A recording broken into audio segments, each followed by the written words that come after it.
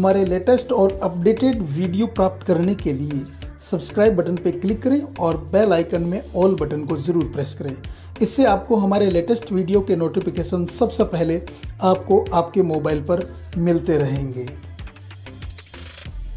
नमस्कार प्यारे विद्यार्थियों, आज हम इस्माइल होमवर्क में कक्षा 10 के विज्ञान विषय का रासायनिक समीकरण और अभिक्रियाएं जो पाठ है उसका पहला प्रश्न है। इसका हम समाधान करेंगे कि रासायनिक अभिक्रिया किसे कहते हैं और रासायनिक अभिक्रिया के 3 उदाहरण देने हैं। तो सिंपल ही है, कोई ज़्यादा इतना डिफिकल्ट नहीं है। मैं अपने पहले वाले समाधानों में इसको समझा चुका हूँ। तो रासायनिक अभिक्रिया क्या है, देखिए बहुत ही सिंपल है। एक या एक से अधिक पदार्थ आपस में, एक तो नहीं होगा, यहाँ हम कहेंगे 2 या 2 से अधिक। आगे समझ में, अधिक पदार्थ आपस में क्या करते हैं, अंतःक्रिया करके वो परिवर्तित हो जाते हैं और एक या एक से ज्यादा भिन्न रासायनिक गुणों वाले अन्य पदार्थों का निर्माण करते हैं। तो इस अभिक्रिया में भाग लेने वाले पदार्थों को हम अभिकारक कहते हैं, रिएक्टेंट्स कहते हैं, और अभिक्रिया के फलस्वरूप जो पदार्थ बनते हैं उन्हें हम उत्पाद या प्रोडक्ट कहते हैं।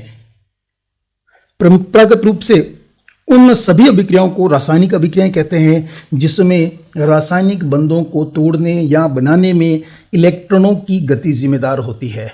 तो वो सभी अभिक्रियाएं क्या कहलाएगी, रासायनिक अभिक्रियाएं कहलाएगी। वो क्या कहलाएगी, केमिकल रिएक्शन। ओके, शर्त क्या है, इलेक्ट्रॉनों की गति। रासायनिक बंधों को तोड़ने या बनाने में इलेक्ट्रॉन मूवमेंट होती है उसमें, ठीक है। जैसे मैंने आपको जो हमारा भाग 3 का जो होमवर्क था उसमें मैंने आपको समीकरण संतुलित करना बताया था, ऑक्सीकरण अपचयन, उसमें भी इलेक्ट्रॉनों की गति को दर्शाया था, ठीक है। तो अब यहाँ अगला प्रश्न आता है हमारा कि इसके उदाहरण दीजिए। तो दैनिक जीवन की ऐसी कई सारी अभिक्रियाएं हैं जिन्हें हम रासायनिक अभिक्रिया कहते हैं, जिससे कि आपका श्वास लेना ये भी एक रासायनिक अभिक्रिया है। लोहे पर जंग लगना ये भी क्या है, रासायनिक अभिक्रिया है। किसी चीज़ का जल जाना ये भी क्या है, रासायनिक अभिक्रिया है, रासायनिक परिवर्तन है। बैक्टीरिया द्वारा क्या होता है, बैटरियों द्वारा विद्युत ऊर्जा, ठीक है ना, तो उसमें भी केमिकल्स का परिवर्तन हो रहा है। सिरका बनाना, शराब बनाना ये भी क्या है, रासायनिक अभिक्रिया है। अब दूध से दही बनाना, खाना बनाना, प्रकाश संश्लेषण जो पादपों में संपन्न होती है, कच्चे तेल से प्लास्टिक का निर्माण ये भी क्या है, केमिकल रिएक्शन है। इसके अलावा फोटो खींचना, ठीक है ना, डिजिटल कैमरे से नहीं, जो दूसरा वाला कैमरा होता था जिसमें आपके क्या काम आता था, सिल्वर ब्रोमाइड, जो किसमें टूटता था, Ag+Br2 में, ठीक है। तो ये सभी क्या है, रासायनिक अभिक्रियाएं हैं। कुछ और एग्जाम्पल मैं आपको बताता हूं।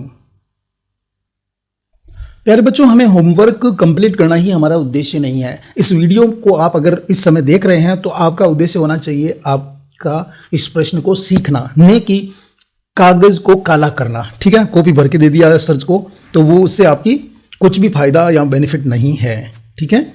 चलिए बढ़ते हैं आगे। कुछ और एग्जाम्पल्स हैं उनको देख लेते हैं रासायनिक समीकरण के, रासायनिक अभिक्रियाओं के। तो इसमें पहला एग्जाम्पल देखते हैं हम संश्लेषण का, डायरेक्ट कॉम्बिनेशन या सिंथेसिस। तो जिसमें आप देखते हैं कि नाइट्रोजन और हाइड्रोजन आपस में क्रिया करके क्या बनाते हैं, अमोनिया बनाते हैं, ठीक है। तो इसमें एक अणु नाइट्रोजन का और एक अणु, 2 अणु, 3 अणु, ठीक है ना। यहाँ जो ये संख्या दिखा रही दे रही है ये अणुओं की संख्या बता रहा है, ठीक है ना। तो 3 अणु हाइड्रोजन क्रिया करके क्या बना रहे हैं, 2 अणु अमोनिया गैस बना रहे हैं, ठीक है। रासायनिक विघटन या विश्लेषण, केमिकल डिकम्पोजिशन और एनालिसिस। तो यहाँ आप देखेंगे कि जो जल है वो हाइड्रोजन और ऑक्सीजन के अंदर टूट रहा है। तो ये भी क्या है, रासायनिक समीकरण है। एकल प्रतिस्थापन या इसे कह सकते हैं सब्स्टिट्यूशन, ठीक है, ये एकल विस्थापन हो गया। यहाँ आप देखेंगे कि ये जो सोडियम है ये क्या करेगा, हाइड्रोजन को यहाँ से विस्थापित कर देगा और ये Cl के साथ जुड़ जाएगा। तो क्या बना देगा, सोडियम क्लोराइड, जिसे हम क्या कहते हैं, नमक, ठीक है। और यहाँ से क्या निकल जाएगी बाहर, हाइड्रोजन। अब हम देखते हैं डबल डिस्प्लेसमेंट रिएक्शन, दोहरा प्रतिस्थापन। दोहरा प्रतिस्थापन में क्या हो रहा है कि यहाँ से जो Na है वो Ag से रिप्लेस हो जाएगा और Cl है वो इसके द्वारा, है ना। तो यहाँ NaCl है, ये क्या बन गया, NaNO3, और Ag है वो बन जाएगा AgCl। आगे समझ में। इसी प्रकार अम्ल क्षार अभिक्रिया, एसिड बेस रिएक्शन। तो यहाँ पर जो हाइड्रोक्लोरिक अम्ल है वो सोडियम हाइड्रोक्साइड से क्रिया करके क्या बना लेगा, जल और लवण बना लेता है। तो आपको पता होना चाहिए कि जब भी अम्ल और क्षार क्रिया करते हैं तो वो जल और लवण का निर्माण करते हैं, ठीक है। और रिडॉक्स अभिक्रिया, तो ऐसी अभिक्रिया जिसमें ऑक्सीकरण और अपचयन दोनों हो, ऑक्सीडेशन एंड रिडक्शन साथ में चलते हो, तो इसे हम क्या कहेंगे, रिडॉक्स रिएक्शन, ठीक है। तो ये रिडॉक्स रिएक्शन का एग्जाम्पल है। इसी प्रकार अपन बात करें कंबस्शन की, ज्वलन की, तो यहाँ आप देख सकते हैं इसकी भी ये रिएक्शन है, ठीक है। तो यहाँ आप कोई भी दो जो रिएक्शन है उनके एग्जाम्पल दे सकते हैं और डेफिनेशन ऊपर वाली दे सकते हैं। चलिए बढ़ते हैं हम अगले प्रश्न की तरफ। अब हमारे सामने दूसरा प्रश्न है द्रव्यमान संरक्षण का सिद्धांत। जो दूसरा प्रश्न है वो दो भागों में बटा हुआ है। पहला प्रश्न है द्रव्यमान संरक्षण का नियम लिखिए और किसी भी रासायनिक समीकरण को संतुलित करना क्यों आवश्यक है। तो रासायनिक समीकरण को संतुलित करने के लिए हम अगला प्रश्न देखेंगे। तो पहले हम बात करते हैं द्रव्यमान के संरक्षण का सिद्धांत, जो फ्रांस के रसायनी शास्त्री लेवोसिये ने दिया था। किसने दिया था? लेवोसिये ने 1789 में, ठीक है। इसका आपको ध्यान रखना है, मेन ये है 1789 आपके लिए ज़्यादा इतने नहीं है जितना लेवोसिये है, ठीक है। तो द्रव्य की इसे कहते हैं अविनाशीता का नियम, यानी कि जो द्रव्य है, जो मैस है, वो कभी भी खत्म नहीं होता है, अर्थात द्रव्यमान संरक्षण का नियम कहते हैं इसे। तो किसी भी बंद तंत्र, ये ध्यान रखना, क्लोज सिस्टम होना चाहिए। तो किसी भी बंद तंत्र का द्रव्यमान अपरिवर्तित रहता है, चाहे उस तंत्र के अंदर कोई भी प्रतिक्रिया चल रही हो, कोई भी रिएक्शन चल रही हो, उसके अंदर द्रव्यमान में कोई परिवर्तन नहीं आएगा। दूसरे शब्दों में कहें तो द्रव्य का न तो निर्माण संभव है और न ही विनाश संभव है, केवल उसका स्वरूप बदलता है। क्या बदलता है? स्वरूप बदलता है। इसमें आप देख सकते हैं कि जैसे आप एक कांच का गिलास लेते हैं, उसके अंदर मोमबत्ती जलाते हैं और ऑक्सीजन रहती है, तब तक वो जलता है, फिर बाद में वो बुझ जाती है। तो बताओ क्या हुआ वहाँ पर? वहाँ पर भी कोई परिवर्तन नहीं हुआ है, क्षति कुछ भी नहीं हुई है, ठीक है ना। द्रव्यमान उतना का उतना ही रहेगा। तो द्रव्यमान का न ही सृजन हो सकता है और न ही नष्ट किया जा सकता है, परंतु आपस में ये रिप्लेसमेंट आपस में इनका हो सकता है, पुनर्व्यवस्था इनकी हो सकती है। तो किसी भी रासायनिक प्रतिक्रिया में या अभिक्रिया में सारे अणु, सारे परमाणुओं का वजन प्रतिक्रिया के पूर्व और पश्चात समान रहता है। जैसे हम कोई भी रिएक्शन लिखते हैं तो एरो के इधर, तो ये कौन सी साइड होगी? ये RHS, और ये कौन सी होगी? LHS। तो LHS लेफ्ट हैंड साइड और राइट हैंड साइड दोनों ही तरफ परमाणुओं, अणुओं और यौगिकों या तत्वों का जो संख्या है, द्रव्यमान है, वो हमेशा क्या रहेगी? बराबर रहेगी। ये दोनों ही जो कथन है वो मात्र क्लासिकल जो मैकेनिक्स है उसका समर्थन करते हैं, लेकिन इसके थोड़े दिनों बाद में अल्बर्ट आइंस्टीन ने एक नया सिद्धांत सबके सामने रखा था, जो क्वांटम मैकेनिक्स, ठीक है ना। जब आप 12th में आएंगे, 11th में आएंगे, तब आपको इसके बारे में जानकारी होगी। तो क्वांटम मैकेनिक्स और सामान्य सापेक्षता, जिसे कहते हैं हम जनरल रिलेटिविटी, दोनों में सहमति दर्शाता है। तो अल्बर्ट आइंस्टीन ने कौन सा सूत्र निकाला था आपको पता है? E बराबर mc², यही निकाला। आप कमेंट बॉक्स में लिखेंगे कि अल्बर्ट आइंस्टीन ने कौन सा सिद्धांत दिया था, ठीक है। तो द्रव्यमान संरक्षण का सिद्धांत आपको मेरे ख्याल से बराबर समझ में आ गया होगा, बहुत ही ईजी है, मैंने आपको इसे बहुत ज़्यादा खोल करके समझाया है। चलिए अगला प्रश्न देखते हैं। हमारे सामने अगला प्रश्न है, संतुलित रासायनिक समीकरण क्या है, या समीकरण को संतुलित करना क्यों आवश्यक है, इसके बारे में अब हम बात करेंगे। तो जब किसी रासायनिक समीकरण में विभिन्न तत्वों के परमाणुओं की संख्या बाईं ओर, जैसे ये रिएक्शन है और इस रिएक्शन के इस तरफ, यानी कि लेफ्ट हैंड साइड, और दाएं ओर बराबर होती है, यानी कि ये जो साइड है जिसे हम कहते हैं राइट हैंड साइड, अगर इसके इस तरफ और उस तरफ परमाणुओं की संख्या बराबर होती हो तो उसे हम क्या कहेंगे? संतुलित समीकरण कहते हैं। अर्थात अभिकारकों में तत्वों के कुल परमाणुओं की संख्या उत्पादों में तत्वों के कुल परमाणुओं की संख्या के बराबर होती है। रासायनिक समीकरण को संतुलित करना इसलिए आवश्यक है क्योंकि किसी भी रासायनिक अभिक्रिया में द्रव्यमान का न तो निर्माण होता है और न ही विनाश होता है। अर्थात कहने का मतलब यह है कि उत्पाद तत्वों का कुल द्रव्यमान बराबर होता है अभिकारक तत्वों के कुल द्रव्यमान के। अतः रासायनिक समीकरण में द्रव्यमान के संरक्षण का नियम का पालन करना आवश्यक होता है, इसलिए समीकरण को संतुलित करना जरूरी है। अब हम यहाँ समीकरणों को संतुलित करने की विधियों के बारे में कहें तो यहाँ दो प्रकार की विधियां प्रचलित है। पहला है अनुमान की विधि, जिसे हम कहते हैं हिट्स एंड ट्रायल मेथड। और दूसरा है आंशिक अनुमान की विधि। ये जो विधि है इसके बारे में मैंने जानकारी आपको पिछले वीडियो में जो हमारा समाधान का तीसरा भाग था उसमें दी थी। ठीक है, इस वीडियो का जो लिंक है वो इस वीडियो के डिस्क्रिप्शन में मैंने दे रखा है, वहां आप देख भी सकते हैं। और अगली है आंशिक अनुमान की विधि यानी कि पार्शियल इक्वेशन मेथड। ठीक है, अब यहां आप देखेंगे 2Na + 2H2O NaOH H2। ठीक है, तो यहां पर क्या होगा, आपके सामने जो रिएक्शन आएगी वो इस प्रकार लिखी हुई रहेगी। H2O से क्या बन गया, NaOH + H2। अब कहेंगे कि इसको समीकरण को संतुलित कीजिए। यहाँ Na 1 है, यहाँ भी 1 है, यहाँ H2 2 है, यहाँ कितने हैं 1 और 2 3 है। ठीक है, तो इसको समीकरण को संतुलित करेंगे तो यहाँ 2 करना पड़ेगा, तो 4 हो गए। 4 हो गए, इसका मतलब क्या हुआ कि यहाँ 3 है तो यहाँ इसको कर दो, यहाँ 2 करोगे तो और बढ़ जाएंगे, तो यहाँ करते हैं हम। तो यहाँ क्या हुआ, Na 2 हो गए, तो यहाँ भी Na 2 कर दो। तो क्या हो गया, अब लेफ्ट हैंड साइड और राइट हैंड साइड में परमाणुओं की संख्या समान हो गई। इसे कहते हैं द्रव्यमान संरक्षण का नियम, और इसीलिए रासायनिक समीकरणों को संतुलित करना जरूरी होता है। ठीक है, तो मेरे ख्याल से आप इसे बहुत ही आसानी से समझ गए होंगे कि यहाँ मैं आपको क्या बताने का प्रयास कर रहा हूँ। यहाँ आप देखेंगे इसको H2 + O2 तो बन के आ रहा है H2O। ठीक है, तो इसको भी समीकरण को संतुलित करना, तो यहाँ आप देखेंगे कितने O2 हैं, यहाँ O ही हैं, तो क्या करेंगे, तो 2 कर देंगे, यहाँ भी 2 कर देंगे। ठीक है ना, तो इस प्रकार ये क्या बन गया, ये जल का अणु बन गया है। ये हाइड्रोजन है, ये ऑक्सीजन है, तो हाइड्रोजन यहाँ कितने हैं 2 और ऑक्सीजन कितना 1, तो बन क्या रहा है वाटर। ये एक अणु जल का, ये एक अणु, तो 2 अणु जल के बन रहे हैं। चलिए बढ़ते हैं तीसरे प्रश्न की तरफ। चलिए अगले प्रश्न की तरफ बढ़ते हैं। संयोजन अभिक्रिया किसे कहते हैं, और इसका जो दूसरा प्रश्न है वो है कोयले के दहन की अभिक्रिया लिखिए। कोयले के दहन की अभिक्रिया मैंने आपको पिछले समाधान में भी बताई थी और इस समाधान में और बताऊंगा। ठीक है, तो संयोजन का मतलब आप समझ सकते हैं कॉम्बिनेशन। कॉम्बिनेशन का मतलब होता है जुड़ाव। ठीक है, तो जिस अभिक्रिया में 2 या 2 से अधिक अभिकारकों से एकल उत्पाद का निर्माण होता हो उसे हम क्या कहेंगे, संयोजन अभिक्रिया, या हम उसे कहेंगे कॉम्बिनेशन रिएक्शन। ओके, क्या कहेंगे, कॉम्बिनेशन रिएक्शन। ठीक है, तो आप देख सकते हैं यहाँ पर A + B का मैंने एक सिंपल सा समझाया। A + B रिएक्शन करेंगे आपस में तो क्या बना लेंगे, AB बना लेंगे।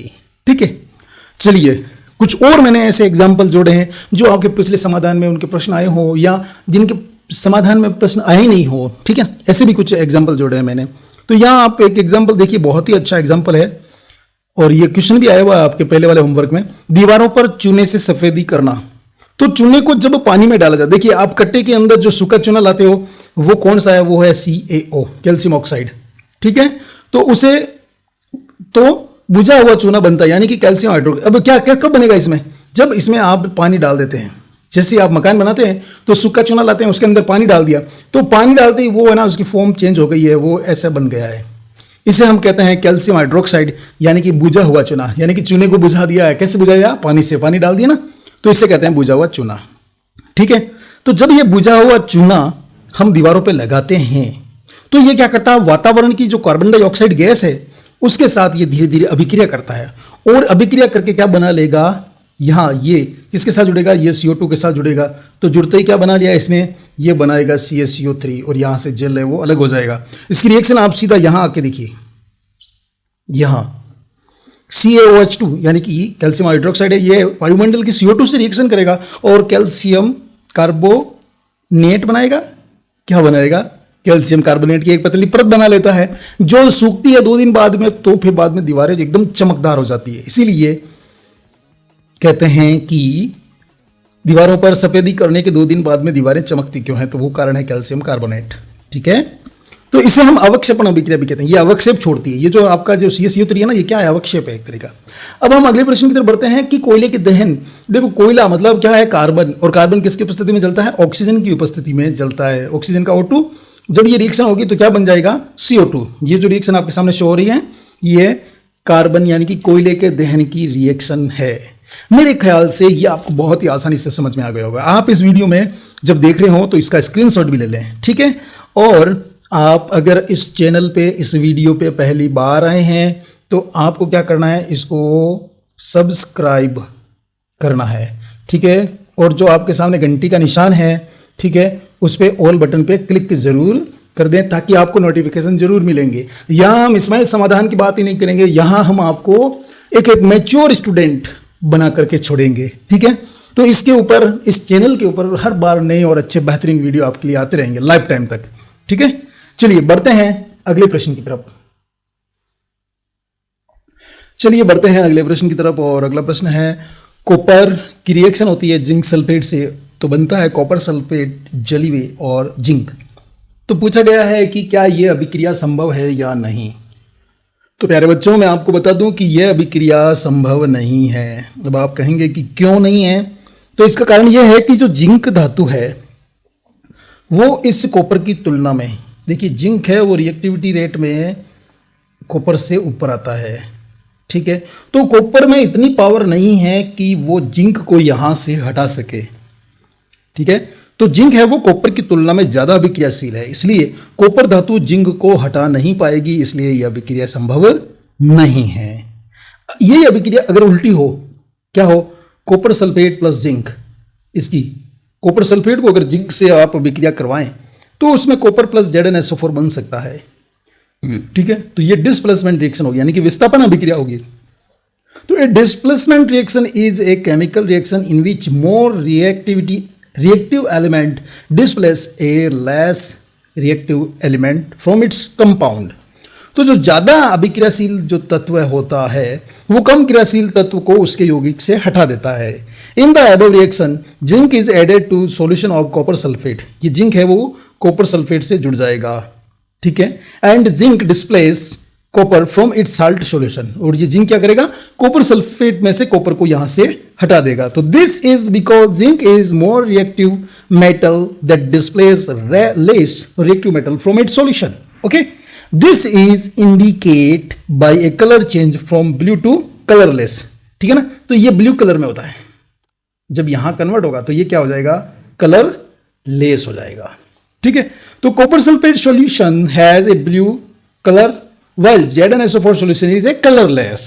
ठीक है ना, तो वैसे आपको पता लगेगा कि कॉपर सल्फेट है वो किस में बदल गया है, जिंक सल्फेट में। तो ये जो रिएक्शन आपके सामने आया दिखाई दे रही है ये संभव नहीं है, और ये जो रिएक्शन दिखाई दे रही है ये संभव है और ये नहीं है। आगे समझ में, चलिए बढ़ते हैं अगले प्रश्न की तरफ। तो अगला प्रश्न हमारे सामने आया है, उपचयन और अपचयन में क्या अंतर है। बहुत ही ज्यादा उपयोगी और महत्वपूर्ण प्रश्न है, जिसको टुकड़ों में मैं आपको पहले समझा चुका हूं। उपचयन का मतलब क्या है, ऑक्सीकरण, और अपचयन का मतलब है रिडक्शन यानी कि अपचयन। ठीक है, तो अभिक्रिया में पदार्थ से ऑक्सीजन या हाइड्रोजन का योग अथवा ह्रास भी होता है। ठीक है, ऑक्सीजन जुड़ती भी है या हटती भी है। ठीक है, हाइड्रोजन जुड़ता भी है या हटता भी है। तो ऑक्सीजन का योग या हाइड्रोजन का ह्रास ऑक्सीकरण या उपचयन कहलाता है। देखिए ऑक्सीडेशन या ऑक्सीकरण मतलब क्या हुआ, ऑक्सीजन यहां पर जुड़ेगी। ठीक है, अब ये जैसे आप समझ लीजिए H2O, अगर यहां से H हट रहा है, H क्या हो रहा है, हट रहा है, तो बन क्या रहा है, ज्यादा क्या बढ़ रहा है, यहाँ पे ऑक्सीजन बढ़ रहा है। ठीक है ना, तो हाइड्रोजन का ह्रास भी क्या कहला रहा है, ऑक्सीकरण कहलाता है। और ऑक्सीजन का ह्रास जब ये कम हो जाए, ये हट जाए यहां से, तो बचेगा क्या, हाइड्रोजन। या हाइड्रोजन का योग हो, किसका योग हो, हाइड्रोजन का योग हो, तो उसे हम अपचयन कहते हैं।